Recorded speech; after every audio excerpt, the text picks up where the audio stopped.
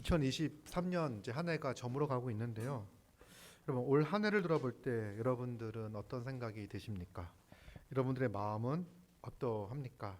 이렇게 잘 살았다라는 생각이 드십니까? 올 한 해 정말 하나님께서 나에게 생명을 주셨고 살 수 있는 시간을 허락해 주셨는데 올해 한 해 잘 살았다, 잘 살아냈다 뭐 이런 생각들이 드십니까? 그러면 잘 산다는 게 뭘까? 잘 살아냈다는 것은 뭘까?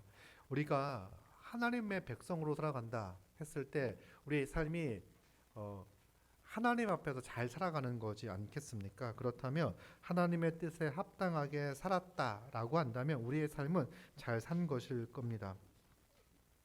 그러면 하나님의 뜻에 합당하게 살기 위해서 어떻게 해야 되는가?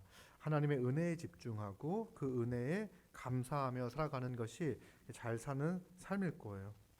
우리가 하늘을 돌아볼 때 예배하는데 얼마나 힘을 썼습니까? 함께 모여 예배하는데 얼마나 힘을 썼습니까?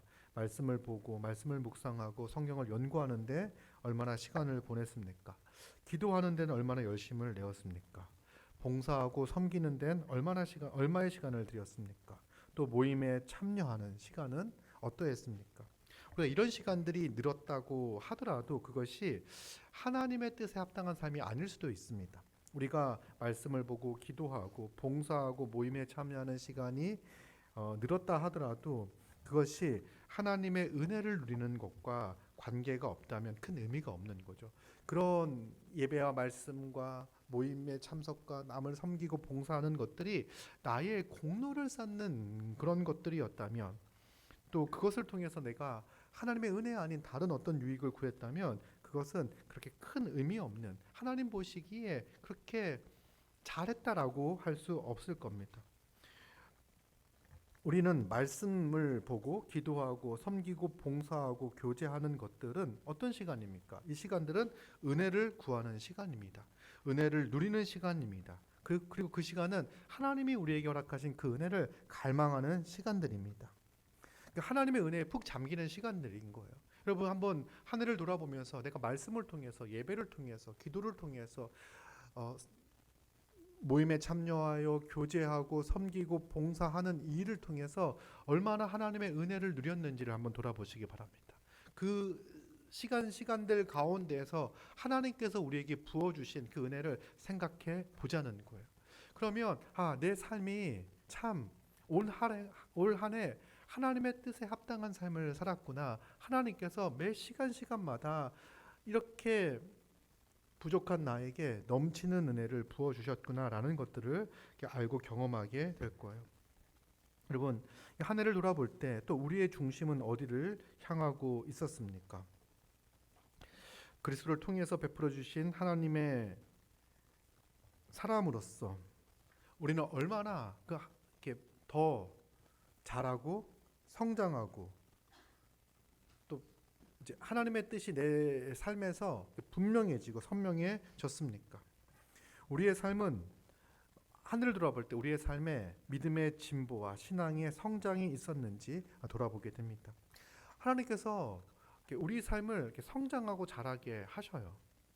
몇몇 분들은요, 아마 이렇게 큰 변화가 있었던, 믿음의 신앙의 큰 진보와 발전과 변화가 있었던 분들도 있을 거예요. 또 어떤 분들은 꾸준히 하나님께서 성장하시게 하시는 그 은혜를 경험하고 있는, 그러니까 올해도 이만큼 자랐고 내년에도 이만큼 자랄 것을 기대하고 소망할 수 있는 분들도 있을 겁니다.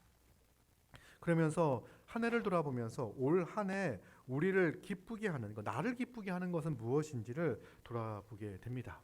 여러분, 지금 한 해 동안 여러분들 가장 기뻐하고 가장 즐거워했던 것은 무엇입니까? 우리 삶을 돌아볼 때 소소한 기쁨들이 참 많습니다.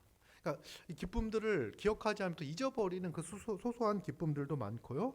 그리고 돌아보면 우리 인생에 있어서 큰 변환점을 겪는 또 그런 기쁨들도 있습니다.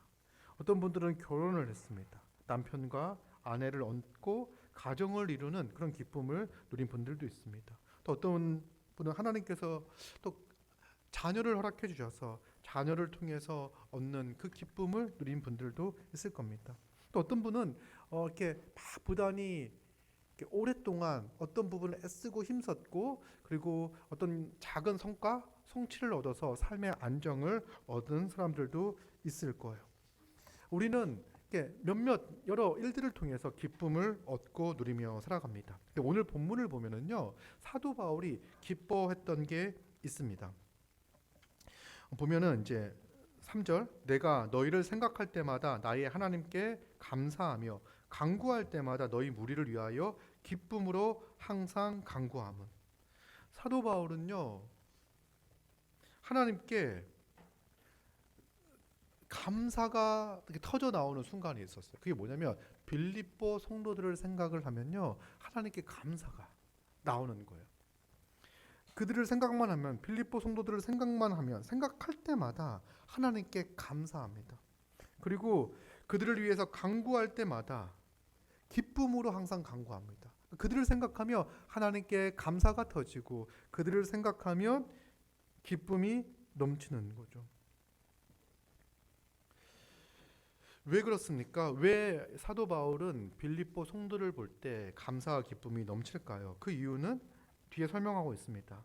5절, 너희가 첫날부터 이제까지 복음을 위한 일에 참여하고 있기 때문이다 라고 이야기합니다. 첫날이 언제입니까? 사도 바울이 빌립보 성도들을 만나서 복음을 전하여 그들이 예수 그리스도를 영접한 그 순간부터 이들은 복음을 위한 일에 참여하고 있다고 말합니다. 복음을 위한 일이 뭘까? 이들은요, 복음을 받아들이고 믿음으로 복음에 반응한 자로서 이 복음에 합당한 삶을 살아가고 있는 거예요. 이 복음은 하나님 나라의 복음입니다. 제가 빌립보 설교를 언제 했죠? 올해였나요? 작년이었나요? 사경회 때 빌립보 설교를 했었잖아요. 여러분들 이제 다 까먹었을 텐데 이제 다시 기억을 생각해 보면 그 복음에 합당한 삶 이렇게 이야기할 때 그리스도의 복음이라고 이야기하잖아요. 이 빌립보는요, 배경으로 보면 로마의 식민지였어요. 로마의 식민지 그러면 이렇게 안 좋은 이미지, 우리는 식민지 그러면 안 좋은 이미지를 가질 수 있는데 이 당시에는요, 가장 강대국이 로마였고 로마에서 이렇게 지배를 할 때 어떤 한 지역을 로마의 식민지로 삼았다라고 하는 거는요, 어떤 의미가 있냐면 그 지역은, 그 지역 안에 있는 시민들은 로마의 시민권을 가지고 있는 사람들이 되는 거예요. 그러면 이들에게 복음은 뭐냐면 황제의 복음. 황제가 이 지역을 다스린데 통치한데라고 하는 것들이 그들에게 복음이 되어졌던 거죠. 그래서 이 복음이 뭐였냐면 밖에 국가 안에 로마 안에 막 내전이 일어나가지고 내전이 일어나면은요 국민들은 고통을 받잖아요. 그런데 한 명의 사람이 그 다른 세력들을 물리치고 권력을 딱 잡았을 때 이제 그 지역 그 나라는 로마는 안정을 되찾습니다. 그래서 누가 황제에 등극했대라고 하는 게 황제의 복음이었어요. 그리고 빌립보 성도들은 빌립보에 사는 사람들은요 이제 로마의 시민이 되어서 시민권을 가지고 있는 자들이었죠. 그리고 그들은 로마의 황제의 시민으로서 삶을 살아가는 거예요. 로마 시민으로서 시민권을 가지고 있고 권리와 의무를 하면서 살아가는 게 이 황제의 복음이었어요. 그래서 황제의 복음이 선포되고 있는 이 빌립보에 이제 그리스도의 복음이 선포되어진 거예요. 그래서 이제 그리스도의 복음을 받아들인 자들은요 예수 그리스도를 왕으로 인정하고 이제 그리스도의 뜻을 따라 순종하며 그리스도인으로서의 권리를 행사하고 의무를 다하는 삶을 살아가는 거죠. 그래서 이게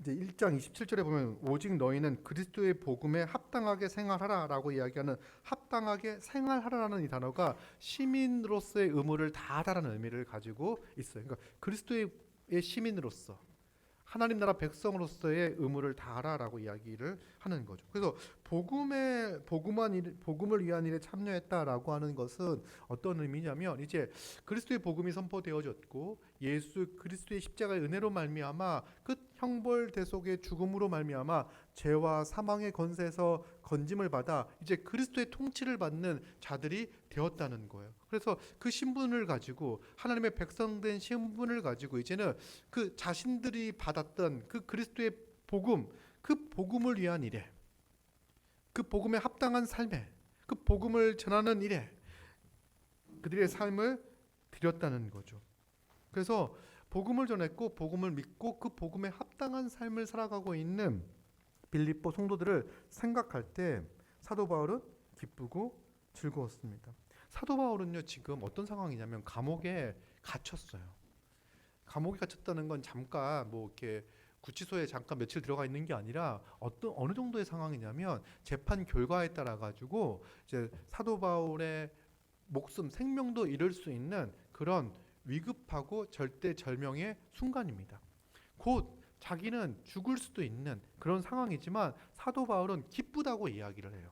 내가 너희를 생각할 때 기쁘다. 왜냐하면 너희가 처음부터 복음을 받은, 그리스도를 영접한 그 순간부터 복음을 위한 일에 합당하게 살아가고 있기 때문에 기쁘다고 이야기를 해요. 자기의 환경과 상황은요, 사도 바울의 환경과 상황은 기뻐할 수 있는 상황이 아니에요. 사도 바울 정말 한평생 복음을 전하며 살았잖아요. 그러면 어느 정도 애쓰고 수고했으면 하나님께서 그 삶을 좀 보상해주고 이제는 좀 안정적으로 잘 살 수 있도록 해주실 수도 있는데 사도 바울은 그런 거를 정말 이렇게 한순간도 경험하지 못했습니다. 계속해서 고난의 연속이었습니다. 사도 바울은 그리스도의 남은 고난을 자기의 육체에 채우는 것을 기쁨으로 생각하며 살았어요. 이제 마지막은 이제 죽음 앞에서도 그는 내가 사냐 죽냐 이 문제를 가지고 걱정하고 고민하는 것이 아니라, 그러니까 두려워하거나 염려하는 것이 아니라, 사도 바울은 사실 죽는 게 더 유익하다라고 이야기를 합니다. 내가 지금 죽는 게 훨씬 더 낫지만 하나님께서 살려주신다면 이 또한 빌립보 교회 너희들에게 유익한 일이라고 이야기를 하죠. 그래서 내가 고민이다. 죽을지 살지 고민이라고 이야기를 해요. 그럼 그 상황 좋지 않은 상황, 누구나 봤을 때 안 좋은 상황 가운데서도 사도 바울은 무엇을 보냐면 복음을 받아들인 성도들을 봐요. 그리고 그들 때문에 기뻐합니다. 지금 이 빌립보 교회인들은요, 그러니까 이제 복음을 열심히 전했던 사람이 사도 바울이잖아요. 그러니까 사도 바울이 이렇게 딱 잡히는 걸 보면은 자기들도 무서울 수 있잖아요. 아, 우리도 이렇게 열심히 예수님을 믿고 복음을 전하는 삶을 사면 사도 바울처럼 될 수 있겠구나라고 위축될 수 있을 텐데 전혀 그렇지 않고 그들은 기도로 사도 바울을 돕고 있을 뿐만 아니라 사람을 보내서 사도 바울이 감옥에 갇혀 옥살이를 할 때 옆에서 돕는 사람을 보내고 재정적인 지원도 아끼지 않고 또 그들 또한 교회를 이루고 서로 사랑하며 잘 살아가고 있는 모습, 복음에 위한 일에 참여하고 있는 모습을 보여주는 거죠. 이게 기쁨인 거예요. 사도 바울의 기쁨인 거예요. 여러분 언제부턴가 우리에겐 교회가 우리의 기쁨이 되었습니다. 옆에 있는 지체가 우리의 기쁨이 되었습니다. 여러분 교회를 생각할 때 여러분 기쁩니까? 교회에 있는 지체들을 생각할 때 기쁩니까? 기쁘죠. 근데 마냥 기쁘지만은 않은 분들이 또 있을 거예요. 우리가 마냥 기쁘진 않습니다.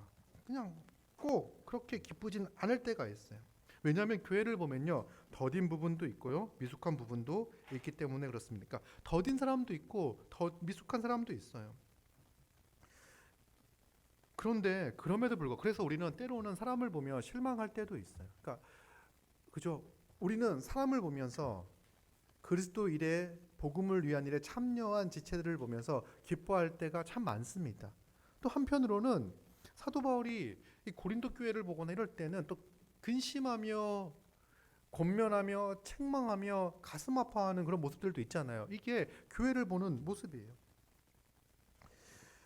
그럼에도 불구하고 그렇게 더디고 미숙한 사람들도 주님이 부르셔서 서로 섬기며 자라게 하시는 것을 보게 합니다. 그러니까 우리의 어떤 경우는요, 지금 우리가 보고 있는 지체의 미숙하고 연약하고 부족한 부분이 우리의 기쁨이 되어지는 이유가 되기도 해요.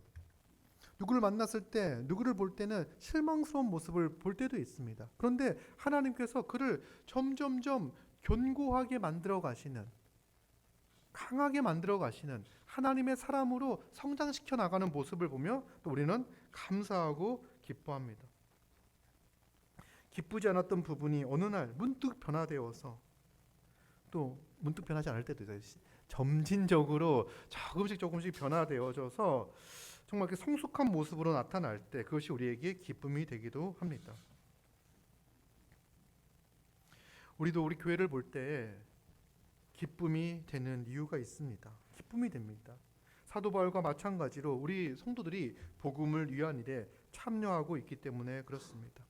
우리가 성도들이 복음을 위한 일에 참여하고 있는 모습을 보게 된다면 우리는 참으로 기쁩니다. 기쁠 것입니다. 그리고 그 모습을 볼 때 우리는 기쁩니다. 여러분, 우리는 어떻게 복음을 위한 일에 참여하고 있습니까? 한 해 동안 우리는 어떻게 2023년 한 해 동안 나무십자가 교회는 복음을 위한 일에 참여하였습니까? 제가 이제 송구영신 예배를 드리잖아요. 그래서 이제 송구영신 예배를 제 기억으로는 이렇게 모여서 예배를 드리는 게 거의 처음인 것 같아요. 근데 예전에 모여서 뭘 했던 것 같은 기억이 나는데, 아들파크에서 그게 몇 년 전입니까? 그러니까 옛날 이야기고, 호랑이가 담배 피던 시절의 이야기고, 지금 이렇게 이제 모여가지고 예배를 드리는데, 그때는 예배는 안 드리고 뭔가 했던 것 같아요. 근데 이렇게 예배를 드리는데 그 송구영신 예배를 왜 드리는 걸까 하는 생각들을 되게 이제 많이 해봤어요. 그죠? 송구영신 예배를 왜 드리는 걸까?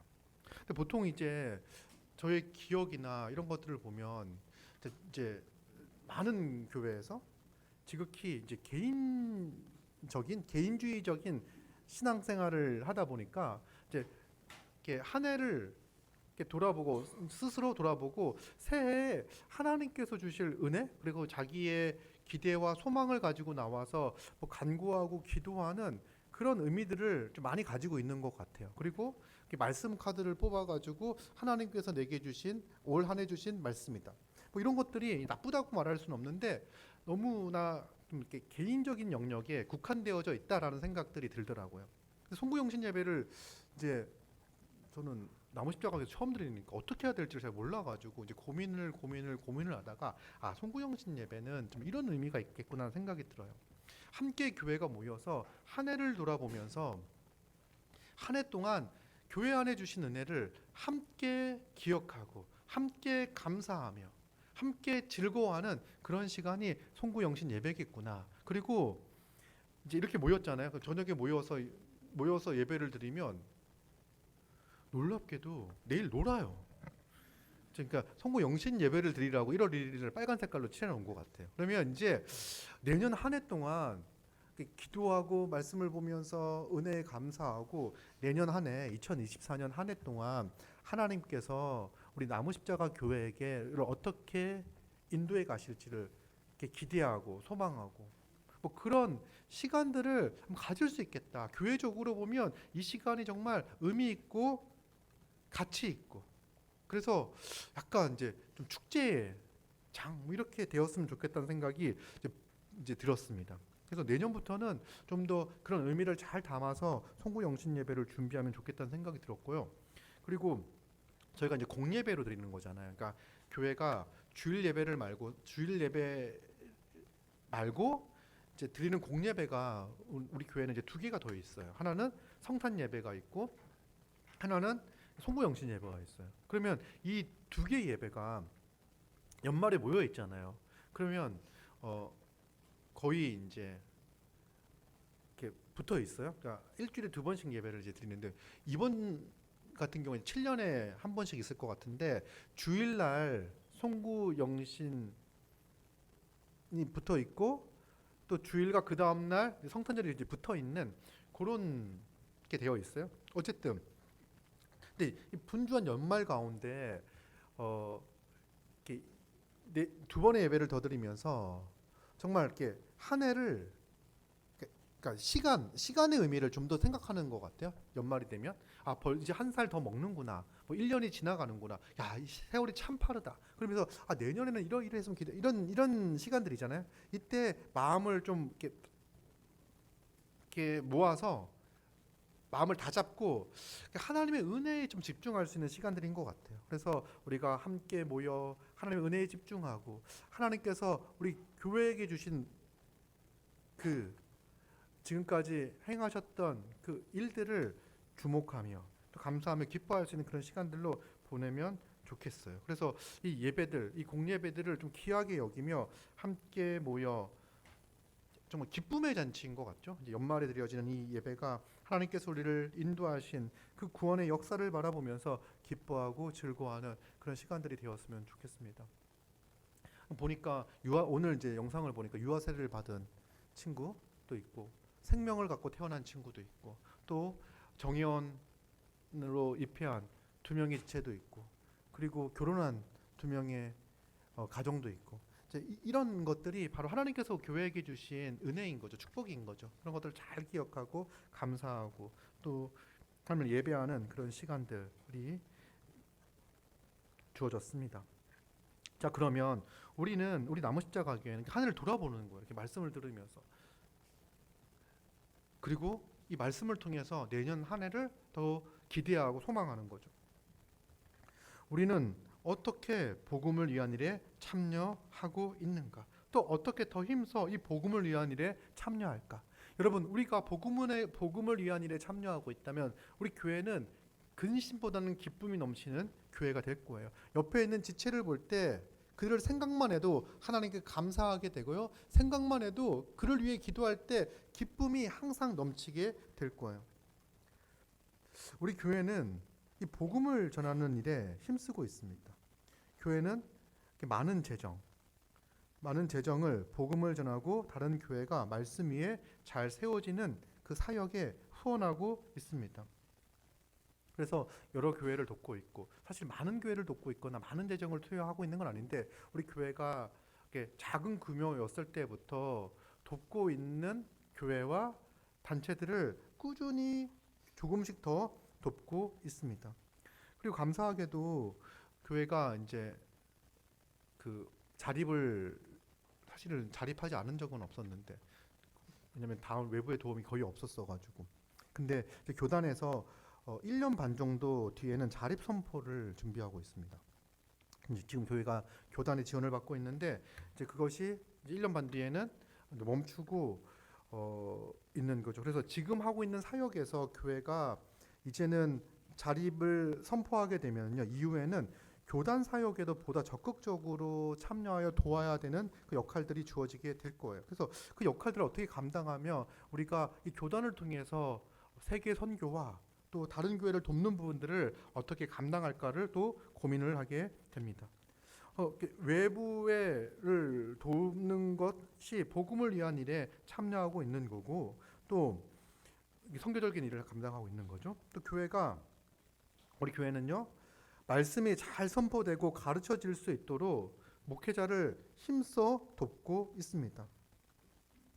여러 가지로 돕는 것 같아요. 그러니까 제가 말씀 사역에 집중하고 또 말씀을 배우고 또 성장하는데 부족함이 없도록 돕고 있고 또 재정적인 부분뿐만 아니라 여러 가지 형태로 돕고 또 언제든지 도우려고 하는 그런 자세와 태도 이런 준비하고 있는 모습들을 보게 됩니다.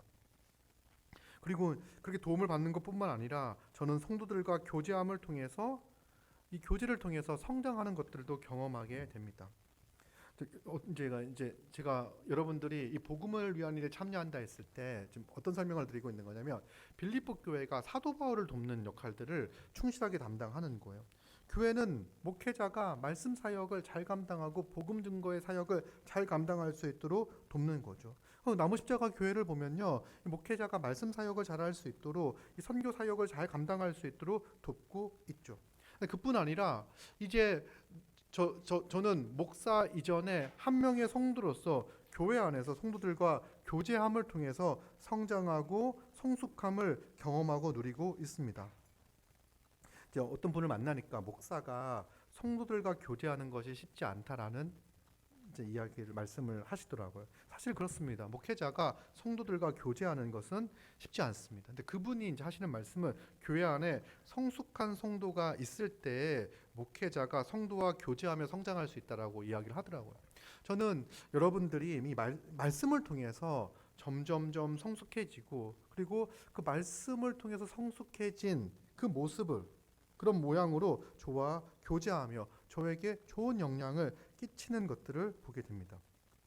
그런데 이제 목사와의 교제의 핵심은 뭐냐면 말씀을 통한 교제예요. 그러니까 제가 여러분들 많이 만나서 밥 많이 먹고 막 이러는 게 저와 여러분들의 교제의 핵심이 아니라 저는 여러분들을 사랑하기에 말씀을 잘 준비해서 좋은 꼴을 먹이는 거, 좋은 말씀을 전하는 거, 이것이 여러분과 제가 하는 교제예요. 근데 제가 언제 제가 여러분들과 교제를 잘하고 있다, 여러분들이 목사와 교제를 잘하고 있다라고 생각이 드냐면 여러분들이 말씀을 잘 기억하고 있고 그 말씀을 붙잡고 있고 그 말씀을 진리를 붙잡고 그 말씀으로 살아가려고 하는 모습들을 볼 때마다 정말 목사와 긴밀하게 친밀하게 잘 교제하고 있고 그리고 여러분들이 말씀을 사랑하고 말씀을 붙잡고 그 말씀으로 인해서 성숙해진 모습으로 저를 사랑하고 저를 돕고 저를 섬기고 있구나라는 것들을 경험함으로써 제가 여러분들을 생각할 때 저 또한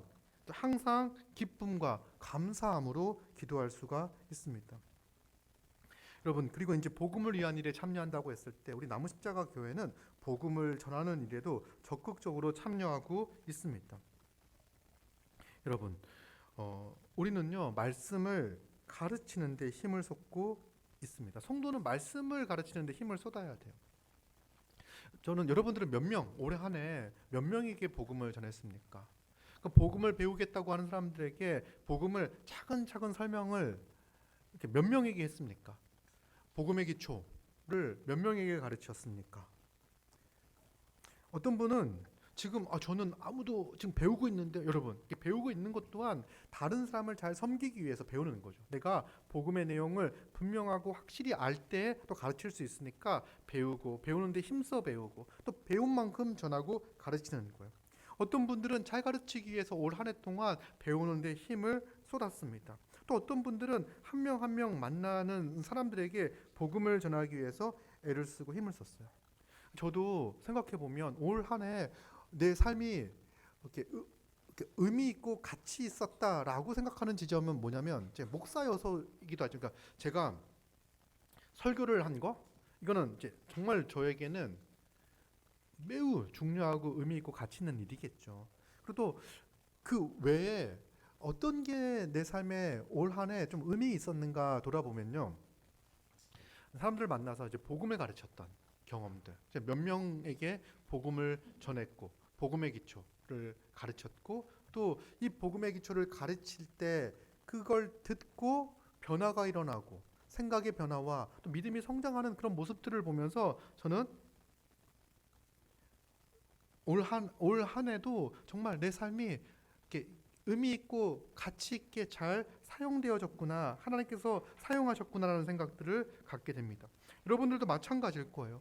여러분 얼마나 바쁩니까? 저야 밥 먹고 하는 게 성경을 보고 이렇게 가르치고 하는 게 일이잖아요. 근데 여러분들은 아침부터 저녁까지 직장 가서 애써 힘들게 일을 하고 또 저녁에 와서 사람을 만나거나 줌을 열고 만나서 가르치고 하는 일들을 하지 않습니까? 그렇게 바쁜 시간들 가운데에서도 복음을 전하고 그렇게 한 명 한 명 말씀으로 사람들이 세워져 가는 모습을 보면서 우리는 기쁨을 누립니다. 우리 나무십자가 교회가 이 복음을 전하는 일에도 적극적으로 참여하고 있기 때문에 기쁜 거죠. 그런데 돌아보면 이제 생각해 보면 내년 한 해는 더 많은 일들을 감당해야 되겠다는 생각도 들어요. 그러니까 지금도 보면 배워야 될 사람들, 그러니까 배우기를 원하는 사람들이 많이 있어요. 그런데 가르칠 사람들은 많지 않아요. 성도가 더 이제 배울 사람들이 올 수도 있죠. 그러니까 앞으로 더 많은 일들을 감당할 수 있어야 됩니다. 그래서 우리는 더 잘 준비해야 하겠죠. 복음을 힘있게 전파하고 피차 권면하며 가르치기 위해서 더 힘써야 합니다. 그리고 여러분 먼저 이렇게 복음의 기초라든지 복음의 기초는 들려지는 복음이잖아요. 그리고 교회를 통해서 보여지는 복음인 교회를 통해서 가르치는 거예요. 지금 이제 교육 과정에 이제 밀려 있는 분들이 있을 거예요. 앞으로 밀릴 사람들이 되게 많을 거예요. 빨리빨리 안 서두르면 이제 번호표 대기하고 이제 그 식당 가면 이제 대기 몇 번 이런 거 하는데 그런 서비스 좀 이제 이렇게 도입해야 될 것 같아서 몇 번 몇 명 남았다 이런 것들을 카톡으로 확인할 수 있도록 해야 될 것 같은데 근데 여러분 근데 기본적으로 좀 이제 더뎌진다고 하더라도 이렇게 배우기를 열망하시는 분들은 일단 설교를 듣는데 최선을 다하시기 바랍니다. 그리고 설교 나눔 있잖아요. 이 설교 나눔하는 시간을 정말 서로 피차 가르치는 시간이라고 생각을 하세요. 그러니까 이 시간 말씀을 듣는 시간과 설교 나눔을 하는 시간을 이렇게 좀 가볍게 혹은 어, 매너리즘에 빠져서 그냥 의뢰하듯이 넘어가지 않았으면 좋겠어요. 누군가에게는 그 시간이 하나님의 말씀을 깊이 생각하고 다시 한번 생각하고 내면화하고 그 말씀을 붙잡는 아주 중요한 시간일 수 있어요. 나는 매번 목사님이 반복해서 설명하고 설교하고 하기 때문에 당연히 알고 있다고 생각하는 그 내용을 다른 누군가는 익숙하지 않고 의아해하고 궁금하고 할 수 있다는 거예요. 그런 부분들을 잘 이렇게 충실하게 성심성의껏 잘 설명하고 피차 권면하며 가르칠 수 있는 그런 시간들이 되었으면 좋겠습니다. 그래서 이게 지금 복음을 위한 일에 참여하는 것, 다른 교회를 섬기는 것과 목회자를 돕는 것과 또 우리가 이 교회에 속해서 서로 가르치고 또 교회 안에 배우겠다고 하는 사람들을 교회에 와서 배우겠다는 사람들을 잘 가르치는 것, 이게 복음을 위한 일에 힘쓰고 있는 우리의 모습이라고 할 수 있습니다. 그리고 이제 좀 나아가서 우리가 어떤 마음이 있냐면 복음을 전하고 싶은 마음들을 그 열망을 강하게 갖는 것 같아요. 그러니까 우리가 생각해 보면 이제 다양한 형태의 사람들인 거죠. 여러분들을 보면 나이도 비슷하고 다 저를 비롯해서 이제 20살 간 넘은 사람들이지 않습니까? 다 젊은 사람들이 이제 모여 있는데 근데 다 비슷한 사람들이 아닌 거예요. 그러니까 몇 면을 보면 다 다양한 그 삶의 배경들을 가지고 있어요. 어떤 사람들은 교회를 오래 다녔지만 신앙을 잘 가지고 있지 못하다가 이렇게 교회에 와서 복음과 말씀을 배우면서 신앙을 가진 분들도 있고요. 어떤 분들은 그냥 누굴 좋아했을 뿐인데 교회를 가라고 해가지고 교회 와서 복음을 듣고 이렇게 회심을 하고 하는 경험들도 있고, 그러니까 다양한 형태의 사람들이 있는 거예요. 근데 우리는 어떤 상황이냐? 나도 그렇게 복음을 듣고 믿음을 갖고 이렇게 교회 안에서 하나님 나라의 복과 안식을 누리며 살고 있는데 내 주위에 있는 사람들에게 복음을 전했으면, 그들에게 복음을 전했으면 좋겠다, 전도했으면 좋겠다라는 생각을 하죠.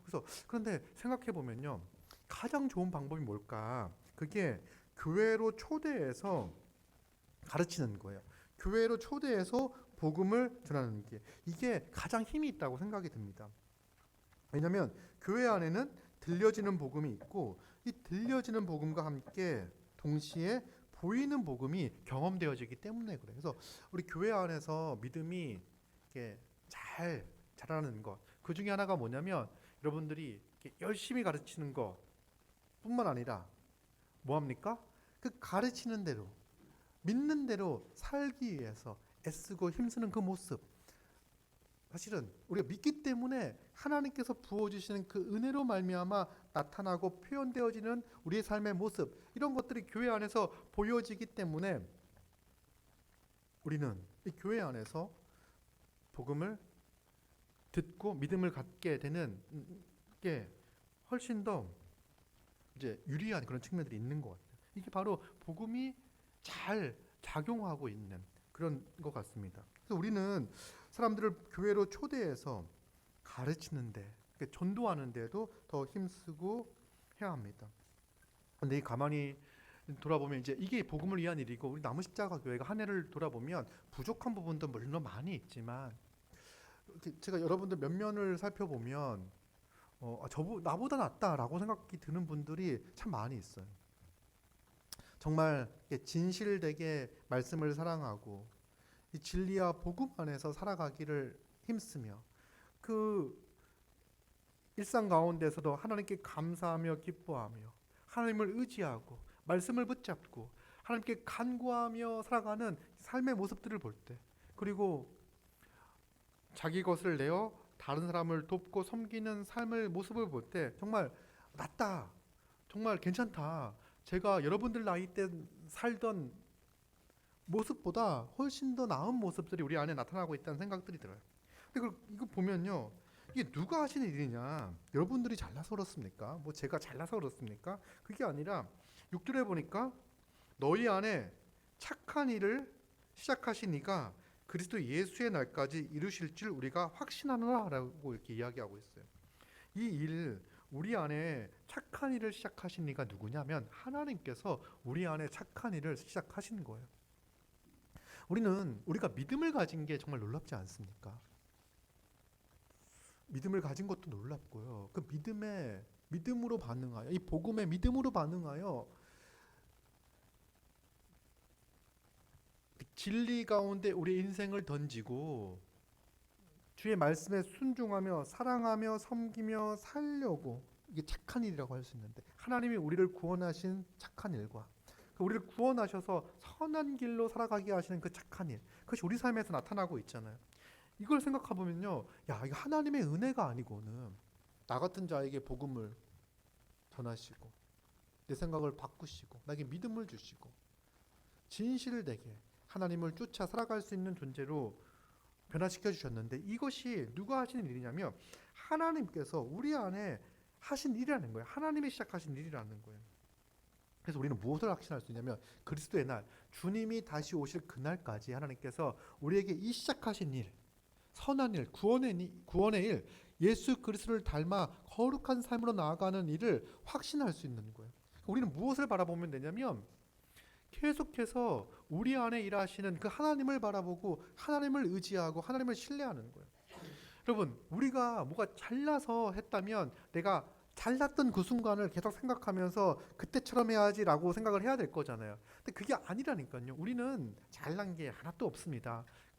하나님께서 은혜를 허락하여 주셔서 우리 안에 놀라운 일을 시작하셨기 때문에 이제 우리는 귀가 열리고 마음이 열리고 우리의 생각이 변화되어지고 우리의 의지를 꺾어 주의 말씀에 순종하며 살아갈 수 있는 자가 되었죠. 그럼 내가 언제 변할까? 과연 주님 다시 오실 때까지 이런 신실한 믿음을 유지할 수 있을까? 거룩한 삶을 살아갈 수 있을까? 사랑하는 삶을 살아갈 수 있을까? 그리고 의심이 들 때, 아, 맞아, 내 안에 이 놀라운 일을 시작하시는 분은 하나님이시지. 하나님께서 그리스도가 다시 오실 그날까지 내 신앙과 내 삶을 붙잡고 이끌어 가실 거야. 지금 내 안에 일어나는 이 놀라운 변화들은 더 놀라운 변화로 나타날 거야라는 믿음을 가질 수가 있는 거죠. 7절에 보면요, 내가 너희 무리를 위하여 이와 같이 생각하는 것이 마땅하니 이는 너희가 내 마음에 있음이며 나의 매임과 복음을 변명함과 확정함에 너희가 다 나와 함께 은혜에 참여한 자가 됨이라. 이런 마음을 갖는 게 너무나 마땅한 이유가 뭐냐면 지금 사도 바울이 매였잖아요. 감옥에 갇혔잖아요. 그러면 도망가고 사도 바울에게 실망하고 그럴 수도 있는 상황임에도 불구하고 일에 같이 참여하고 있는 거예요. 그냥 같은 운명 공동체처럼 참여하고 있는 거예요. 복음을 변명하고 확정하고 전도하고 하는 그 모든 일들 가운데 함께 하고 있는 거죠. 여러분, 우리 교회 성도들은요, 이 복음을 위한 일에 함께 참여하고 있는 자들입니다. 함께하는 지체들이 있어요. 주위를 돌아보면요, 옆에 있는 지체들이, 옆에 있는 사람들이 바로 함께 매임 가운데 복음을 변명하고 복음을 확정하는 그 일들 가운데 함께 힘을 합하고 있는 자들입니다. 그런 사람들인 거예요. 이들과 함께 그 천국 복음, 하나님 나라의 복음, 예수 십자가 복음을 전하고 그 하나님 나라의 복음의 이 기쁨을 누리기 위해서 함께 살아가는, 함께 협력하는, 함께 삶을 나누는 그런 지체를 우리에게 허락해 주셨죠. 그러니까 우리 교회를 생각하면 어찌 기쁘지 않을 수 있습니까? 어찌 하나님께 감사하지 않을 수 있습니까? 여러분, 한 해를 생각해 보면 어쩌면 우리 삶에 실망스러운 모습들이 있을 수 있어요. 이런 얘기하면 좀 그렇지만 내 꼬라지를 보면 실망스러울 수 있어요. 뭐 2023년 그냥 아무것도 안 하고 시간만 보낸 것 같고 나이만 먹은 것 같고 뭔가 연초가 시작되었을 때 이것도 하고 이것도 해야지 라고 하는데 이루지 못한 거, 마음만 먹고 하지 못한 게 수두룩해요. 그래서 실망스럽고 나 자신에 실망할 수밖에 없는 상황, 또 남들과 비교했을 때 뭐 뒤처져 버린 것 같은 상황, 이런 생각들이 든다 할지라도 우리가 감사할 수 있는 것은 하나님께서 우리 안에 놀라운 일들을, 착한 일을 시작하셨고 하나님께서 이 복음을 위한 일에 참여케 하시는 놀라운 지체들을 허락해 주셔서 이 교회를 생각할 때 하나님께 감사할 수 있고 하나님께 기뻐할 수 있고 내 인생이 정말 그리스도 안에서 귀한 인생이구나, 존귀한 인생이구나, 가치 있는 인생이구나, 의미 있는 삶을 살고 있구나 라고 고백할 수가 있는 거죠. 사도 바울은 이제 이어서 얘기합니다. 내가 예수 그리스도의 심장으로 너희 무리를 얼마나 사모하는지 하나님이 내 증인이시라. 갑자기 사랑 고백을 하는데 내 심장, 그리스도의 심장 이렇게 이야기하는 건 정말 이렇게 마음고 심장은요 어떤 의미냐면 내장들이라는 의미인데 그 마음속 깊이 있는 진심을 표현하기 위한 그런 단어예요. 그래서 그리스도가 교회를 사랑하는 그 심정으로 내가 너희를 사랑하고 있다, 이런 고백을 하고 있는 거예요. 여러분, 그리스도가 여러분들을 어떻게 사랑하셨습니까? 이 교회를 어떻게 사랑하셨습니까? 그리스도는요 우리를 사랑하셔서 자기의 생명을 내어주셨잖아요. 이렇게만 이야기하면 좀 감동이 없는데 하나님의 아들, 하나님이신 예수 그리스도께서 인간의 형체를 입고 인간의 모양으로 이 땅에 오셔서 우리를 대신하여 하나님의 그 진노와 형벌을 받기 위해서 그 길을 가는데 그 고난의 길을 가잖아요. 십자가의 길을 가잖아요. 그러면 사람들이 어떻게 해야 됩니까?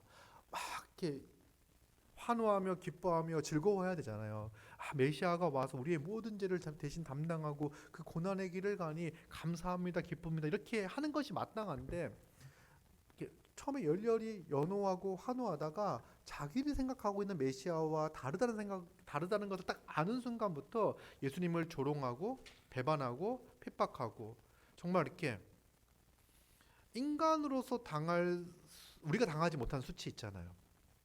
부끄러움. 우린 조금만 우리의 인격을 누가 인격에 해를 가하는 말을 하면 이렇게 하는데 예수님은요 정말 하나님이 피조물에게 수치를 당하고 침뱉음을 당하고 눈을 가리고 손으로 뺨을 때린 다음에 어느 손으로 때렸게 뭐 이런 수치를 당하고 매를 맞고 십자가에 달려 죽으셨어요. 왜? 우리의 수치를 가리기 위해서. 정말 여러분, 우린 진짜 부끄러운 사람이거든요. 왜? 우리 죄 때문에, 우리 죄를 생각하면 우리는 정말 그러니까 그런 거 있잖아요. 여러분, 오늘 죽으면 천국에 갈 수 있습니까? 라고 묻는 그 말에 한 명도 자기 자신을 직시하면서 저는 하나님 나라에 들어가기에 합당한 사람입니다 라고 말할 수 있는 사람이 아무도 없어요. 우리만 알고 있는 그 은밀한 죄들, 그 더러운 생각들, 그 추악함, 탐심들, 탐욕들 얼마나 많습니까? 작은 이익 하나도 그거 가지고도 막 갈등하고 막 그러지 않습니까? 그게 우리의 모습이에요. 근데 우리가 담대하게 오늘 죽어도 나는 하나님 나라에 들어갈 수 있는 자입니다. 주님이 오늘 다시 오셔도 나는 하나님 앞에 거룩하고 흠이 없는 자로 설 수 있습니다라고 말할 수 있는 이유가 뭡니까? 그리스도가 우리를 위하여 나의 수치를 가리기 위하여 나의 죄악을 용서하기 위하여 십자가에 죽으셨기 때문에 그렇지 않습니까? 그게 바로 그리스도가 우리를 사랑하셨기에 그 일을 행하신 거예요. 사도 바울은 그 심정을 가지고 성도들을 사랑한다라고 이야기합니다. 여러분, 우리가 성도를 사랑할 때 어떤 심정을 가져야 됩니까? 그리스도의 심장을 갖는 거예요. 여러분, 그리스도의 심장을 가질 수 있는 성도, 심장을 갖고 있는 성도는요, 그리스도의 사랑을 깊이 알고 경험하는 성도들이에요. 그리스도의 사랑을 어떻게 깊이 압니까? 어떻게 경험합니까? 말씀을 통해서 예수 그리스도가 나를 사랑하셔서 어떤 일을 어떻게 감당하셨는지를 보고 생각하고 묵상하고 할 때 우리는 그리스도의 심장을 가질 수 있는 거예요. 여러분, 그리스도가 나를 그렇게 끔찍하게 사랑하셨는데 그것만도 너무 감사하지 않습니까? 그리스도가 나를 사랑하셔서 나의 그 더럽고 추한 모든 수치를 가려주셨다는 거, 나의 이 더러운 모든 죄악들을 정결하게 깨끗하게 씻겨주셨다는 사실만으로도 기쁜데, 그리스도가 나를 사랑해 주신다는 것만으로도 감사한데, 여러분, 그리스도의 심장을 가지고 있는 지체들이 옆에 있는 거예요. 그리스도가 나를 사랑해 주셨던 그 사랑을 가지고 나를 사랑해 주는 지체가 있는 거예요. 그래서 그 사람이 나를 사랑하는 걸 보면은요, 이거는 사람이 사랑하는 게 아니라 좀 그리스도에게 사랑을 받고 있다는 생각이, 착각이 들 정도로 사랑하는 지체가 있는 거예요. 여러분, 우리가 가지고 있는 그 심정이 뭡니까? 바로 그리스도의 심장을 우리가 가지고 있는 거예요. 그리고 그 그리스도의 심장을 가지고 옆에 있는 지체를 사랑하고 사모하며 살아가는 거죠. 이것이 바로 성도인 우리의 삶의 모습입니다. 그러면서 사도 바울이 기도합니다. 누굴 위해서? 빌립보 성도를 위해서. 빌립보 성도 보면 이게 완성형 성도 같은데 그렇지 않습니다. 내가 기도하노라 너희 사랑을 지식과 모든 총명으로 점점 더 풍성하게 하사. 빌립보 성도들은요, 사랑이 많습니다. 그렇죠? 복음을 위한 일에 참여하고 있습니다. 자기 것들을 희생하여 사도 바울을 돕고 있고 교회를 돕고 있는 사람들이에요. 사랑이 풍성한 사람들이에요. 근데 사도 바울은 어떻게 기도하죠? 점점 더 풍성해지기를 기도하는 거예요. 그런데 그 사랑이 어떻게 점점 더 풍성해집니까? 우리의 사랑이, 형제를 향한 사랑, 하나님을 향한 사랑은요, 지식과 모든 총명으로 점점 더 풍성해지는 거예요. 놀랍게도 우리가 지금 2023년 동안 서로 사랑하고 섬기며 돌봤던 삶의 모습들이 있잖아요. 이 모습이, 우리는 이것 때문에 감사하다, 하나님을 생각할 때마다 감사하고 여러분들을 생각하면 기쁘다, 어떻게 교회가 이렇게 힘들고 성도들이 바쁘고 어렵고 힘든 상황 가운데서도 서로 돕고 섬기며 살아가려고 이렇게 애쓸까. 정말 사랑이 풍성한 교회다라는 생각이 들잖아요. 근데 시간이 지나서 2023년을 보면은요, 그때 누리고 있는 더 풍성한 사랑에 비하면요, 아주 작은 사랑일 거예요. 하나님께서 우리의 사랑을 더 풍성하게 하셨구나라는 고백을 2024년도에 할 거고 2025년도에 할 거예요. 그런데 그 조건이 뭐냐면 지식과 모든 총명으로 점점 더 그 사랑이 풍성해지는 거예요. 그 지식이 뭡니까? 삼위 하나님에 대한 지식이에요. 여러분, 좀 더 배우기에 힘썼으면 좋겠어요. 삼위 하나님에 대해서 더 배우기에 힘썼으면 좋겠습니다. 저는 여러분들에게 삼위 하나님의 그 풍성한 은혜와 사랑에 대해서 더 잘 가르치기 위해서 힘쓰겠습니다. 여러분들도 더 잘 그 모든 지식과 모든 총명으로 우리의 사랑이 더 풍성해지기를 애쓰고 힘썼으면 좋겠습니다. 그렇게 점점점 사랑이 풍성해지면 그것을 통해서 너희로 지극히 선한 것을 분별하며, 여러분, 우리 사랑이 가득하잖아요. 그럼 이제 그때부터 그 사랑을 가지고 뭐 하는 거냐면, 가장 선한 것, 가장 좋은 게 뭘까? 그러니까 가장 하나님을 기쁘시게 하는 것, 내가 지금 선택하고 결정하는 것들 가운데 가장 하나님을 기쁘시게 하는 게 뭘까? 가장 교회를 유익하게 하는 게 뭘까라고 하는 그 분별력을 갖게 되는 거예요. 분별력. 여러분, 이 분별을 뭘로 한다고요? 지식과 총명으로 분별할 것 같잖아요. 지식과 총명으로 더 풍성해진, 더욱 풍성해진 그 사랑으로 우리는 모든 선한 것들을 분별해 가는 거예요. 그럼 이제 우리가 어떤 시도를 하냐면, 무엇이 하나님을 가장 기쁘게 할까? 내 삶을 1년 다 이제 지나니까 내 인생이 얼마 남지 않았다는 생각 들지 않습니까? 시간 참 빠르다. 이렇게 지금 여러분들 보면 20대가 엊그저께 같은데 벌써 30, 30 넘어가고, 제가 예언을 하자면 여러분의 30대는 여러분의 20대보다 더 빠를 겁니다.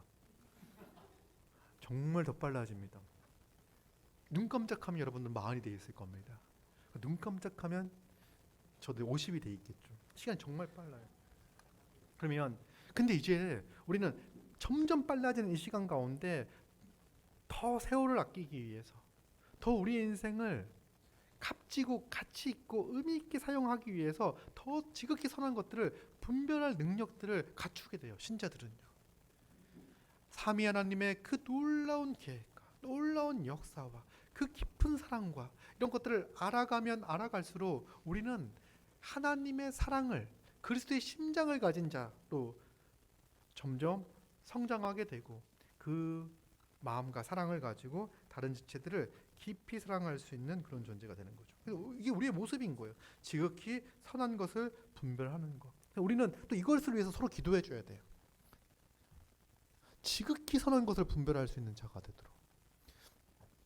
누가 이제 어떤 선택들을 하는 걸 보면은요, 이렇게 왜 저런 선택을 하지? 이런 생각이 들 때가 있어요. 그러면 우리가 이제 뭐 권면할 수도 있고요. 또 기본적으로 다른 지체가 그 사랑이 풍성해져서 지극히 선한 것을 분별할 수 있는 자로 자라갈 수 있도록 서로 기도해주고 서로 기도하고 해야 되는 거죠. 또 진실하여 허물 없이 그리스도의 날까지 이루고.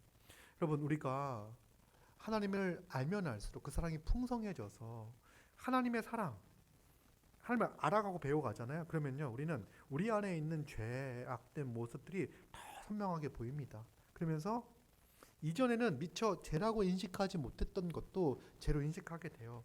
그러면서 정말 점점점 진실하여 허물 없는 존재. 근데 이미 우리가 그리스도 안에서 그리스도는 모든 이 허물들이 가려져 있기 때문에 그리스도의 날에 허물 없는 자, 진실된 자로 서겠죠. 그런데 우리는 그 그리스도로 옷 입은 자로서 그 신분, 그리스도의 자녀라는 신분에 합당한 모습으로 점점점 변화되어지는 거. 이걸 성화라고 이야기하거든요. 성화되어 갈 거예요. 그날까지 이를 거예요. 그리고 그리스도 예수로 말미암아 의의 열매가 가득하여 하나님의 영광과 찬송이 되기를 원하노라. 이게 이제 사도 바울이 빌립보 성도들을 위하는 기도입니다. 여러분, 이제 우리가 오늘까지 기도 제목, 개인 기도 제목 적어서 내는 날이죠. 내셨습니까? 이제 이렇게 할 때 정말 이 지체들이 그런 막 기도해 줄 때 이런 그림들 있잖아요. 정말 그리스도의 예수로 말미암아 의의 열매가 가득하여 그 인생이 그 의의 열매, 거룩한 삶의 열매, 사랑의 삶의 열매가 가득하여 그 인생이 하나님의 영광과 찬송이 되길 원하는 거. 여러분들이 한 명 한 명 놓고 기도할 때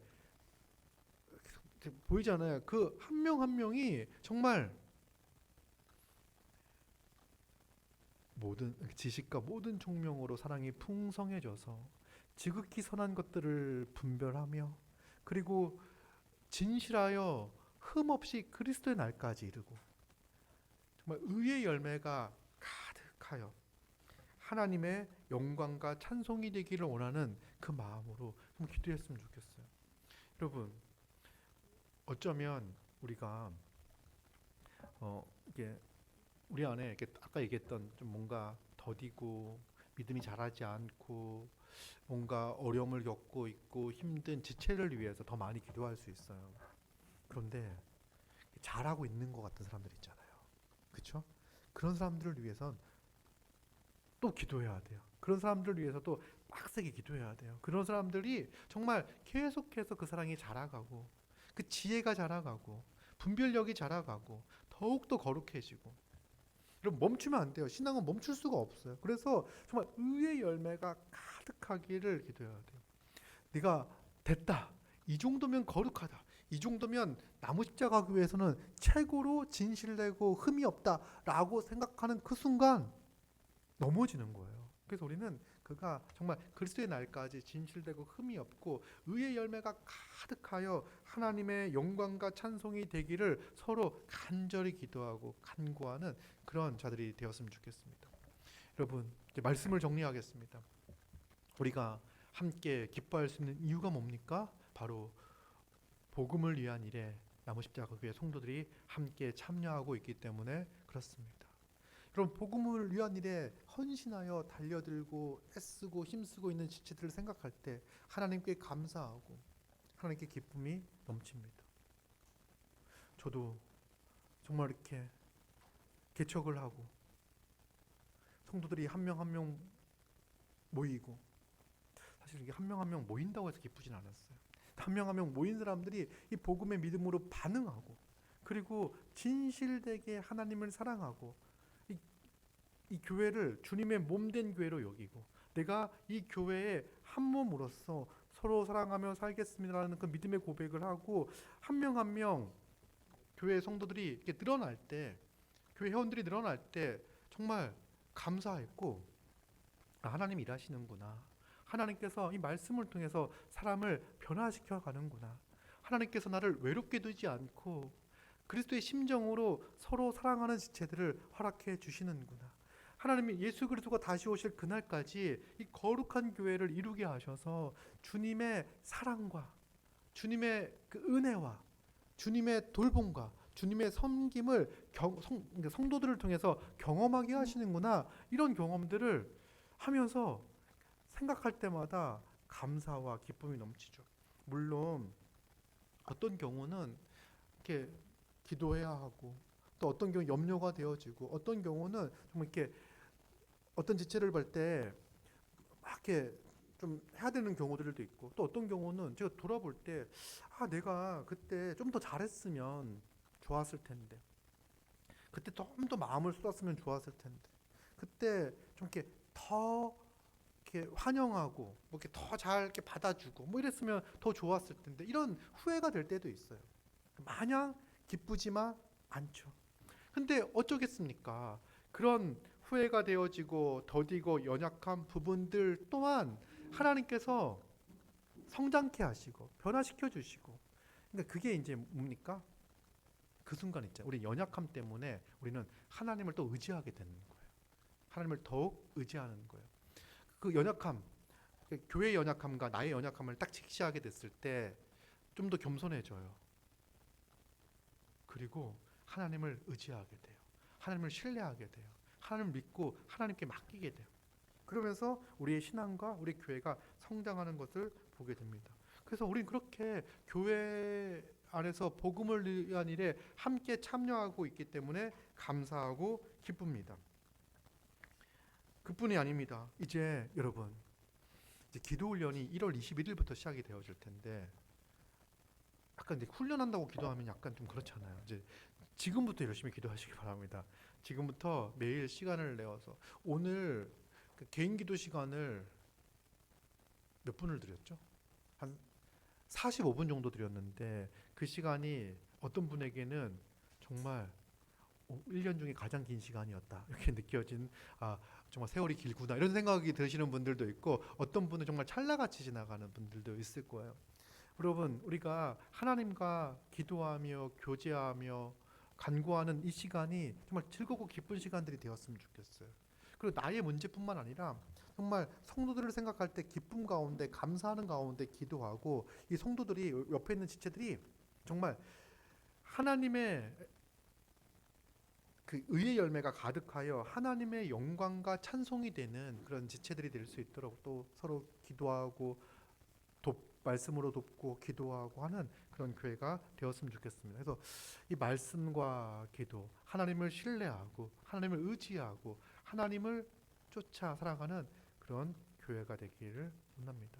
더욱더 복음에 합당한 일, 복음을 위한 일에 2024년도 더 힘써 전심전력하고 우리의 삶에 그 이제 그 포커스, 시선 이걸 갖다가 더 그 복음을 위한 일에 더 맞추고 하나님께서 우리를 구원하셨기에 그 은혜에 감사하며 우리의 삶을 거기에 조정하고 맞추는 그런 시간들이 되었으면 좋겠습니다. 이제 2024년 숫자가 좋은 것 같아요. 2024. 2024 벌써 2024년입니다. 정말 시간이 참 빠르죠. 그 2021세기잖아요, 지금. 21세기도 거의 이제 4분의 1을 지나고 있습니다. 이제 하나님께서 우리에게 또 새로운 시간과 또 새로운 기회를 허락해 주셨는데 그냥 흘러가는 시간이 아니라 시간 하나하나가 정말 우리 삶을 그 하나님께서 우리에게 허락하신 그 은혜, 그 우리 삶의 가치, 의미 이런 것들을 발견하고 누리고 경험하는 시간들임을 기억하고 매일매일 우리의 중심이 주를 향하고 주를 갈망하며 은혜를 갈구하며 살아가는 우리 모두가 되길 원합니다. 2024년 하나님께서 우리 교회를 위하여 행하실 그 놀라운 일들을 기대하며 소망하며 겸손히 주님 앞에 무릎을 꿇고 은혜를 구하며 나아가는 살아가는 우리 모두가 되기를 소망합니다. 여러분 옆에 있는 지체들을 볼 때 감사와 기쁨이 넘치며 또 돕고 섬길 수 있는 지체가 있다는 것에 감사하고 우리 삶에 의의 열매가 가득 맺힐 귀한 환경을 허락해 주신 것에 감사하며 믿음으로 나아가는 우리 모두가 되기를 소망합니다.